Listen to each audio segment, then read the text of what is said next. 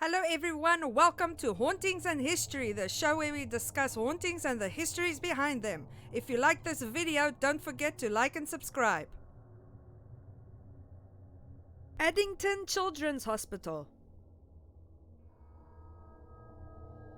In 1923, Durban Town Councillor Amelia Seidel brought forward her resolution for the erection of a children's hospital. At that time, the only facility available for children was the Addington Hospital, which was shared with adult patients. The Provincial Council agreed to donate £14,000 and undertake the administration and maintenance of the hospital. The rest of the funds needed to construct the hospital was donated by civilians. Many people donated £100 for the privilege of having their name on everything from cots to entire wards. In total, the public donated £27,000, which allowed the hospital to acquire better equipment. The hospital opened to the public in 1931, and it would be the first children's hospital on the African continent. For years, Mrs. Seidel served as the only female board member and was able to watch over the hospital and its interests. The hospital prided itself as being a safe space for healing for all children, regardless of race, socioeconomic background, and gender.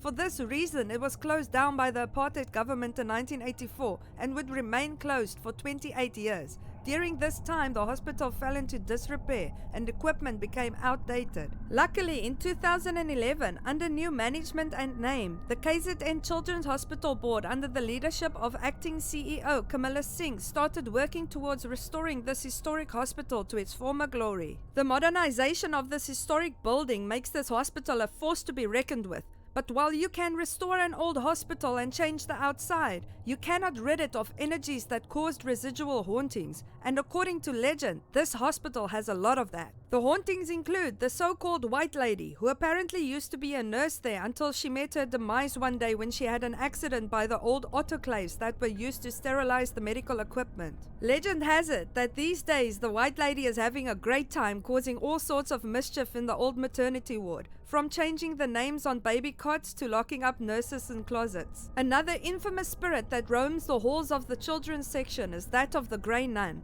Witnesses of this haunting reports that chairs would rock by themselves and children and babies would be attended to when no nurse was on active duty to attend to them. Paarl Hospital, Paarl. The Paarl Valley was first colonized by settlers in 1687 when land was allocated to 23 Stellenbosch families. The area was first known as Drakenstein but changed its name to Paarl in 1690, named after the glistening granite rocks that crowned the top of the hillside overlooking the settlement. In 1839, after being a division of the Stellenbosch district for 152 years, it was finally proclaimed a separate division, and much like Stellenbosch, the economy of the Paarl relied heavily on the production of wine and grain. The construction of a small hospital serving the residents of the Paarl became vital in the aftermath of World War I and the Spanish flu of 1918. The construction of the Paarl Hospital was completed in 1921 with a total of 42 beds. The number of beds increased to 54 after the nurses' quarters were renovated to add additional wards. By 1945, they realized that this hospital was much too small and construction of an additional building was started in 1951. It was completed by 1954, with the first patients of the new facility being admitted soon after. Since 1954, this hospital also served as a second-class training school for medical and surgical nurses and was upgraded to a first-class training school in 1974. In 2006, big renovations took place to increase the number of wards to house 369 beds. In 1989, a woman gave birth at this hospital and her baby was placed in an incubator due to complications that occurred at birth. The mother was for some reason still not able to see her daughter even after 5 days after giving birth. After being repeatedly denied to see her baby during this time, she decided that when nightfall came on day 5, she would be secretly sneaking out of her room to visit her baby. Silently, she tiptoed down the hospital corridor toward the room where her daughter was being held. Upon entering the room, however, she was spotted by a nurse who was busy performing her nightly rounds. The nurse told her that she needs to return to her room, but after the woman refused to leave without seeing her baby, the nurse reluctantly agreed to allow her to hold the baby for a couple of hours in her room. After they returned to the room, the nurse made sure she got into bed and that the baby was okay before leaving to continue her rounds. After the nurse left, suddenly, out of nowhere, baby still in arms, the mother feels a slap across her face. Shocked by this slap, she turned into the direction that the slap came from, only to see a faint figure in brown shoes walking out of the door before disappearing. Somerset Hospital, Somerset West. Somerset West originated in 1672 as a cattle post tasked to supply the ships on the route to Asia with fresh meat under the authorization of the Dutch East India Company. Between 1814 and 1818, the name was changed from Vergelegen, which was the Dutch name for this area, to Somerset, named after the Governor of the Cape, Lord Charles Somerset. The suffix West was added in 1825 to distinguish between Somerset West and Somerset East. Early hospitals in Cape Town were inadequate at best, being merely tents that served only soldiers, sailors, and the poor. Talks about plans for a proper hospital in Cape Town started in 1806 already, but would only become a reality in 1816 when Dr. Samuel Bailey realized the need for a civil hospital in Cape Town. He approached the Governor of the Cape, Lord Charles Somerset, to ask for support. Somerset gave him some land but denied financial support.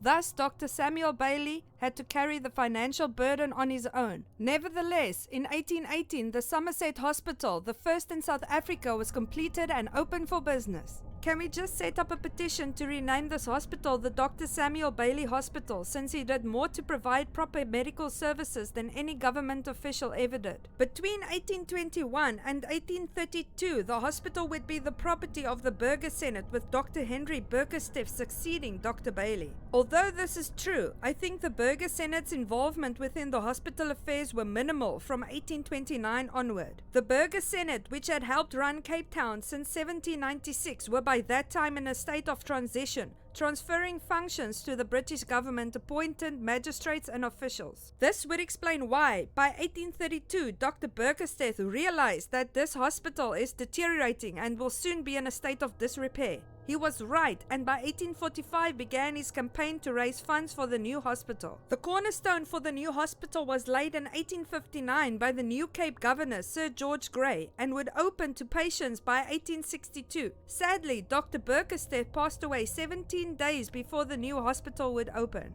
You know what? Let's rename the hospital the Bailey Burgersteff Hospital instead. Sometime between 1862 and 1877, two sisters from the Florence Nightingale Faculty of Nursing at St. Thomas's Hospital in London were sent over to manage and train more hospital staff.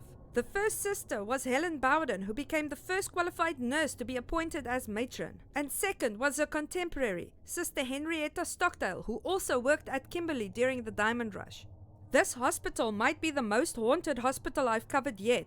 There's so many hauntings of various kinds. Firstly, this hospital is said to be haunted by either Nurse Bowden or Sister Henrietta, but I think it's Nurse Bowden because Sister Henrietta left for Kimberley. Nevertheless, this apparition still helps nurses fulfill their duties to this day. There's also an apparition of a Cape Malay or Indian man that can be seen from time to time. Disembodied singing can be heard, and the apparition of a little girl combing her hair on the steps leading to the nursing home has also been seen. That's all the stories I have for you today. If you have enjoyed them, don't forget to like and subscribe. If you have any personal encounters, please feel free to share your stories in the comment section. Until next time, see you!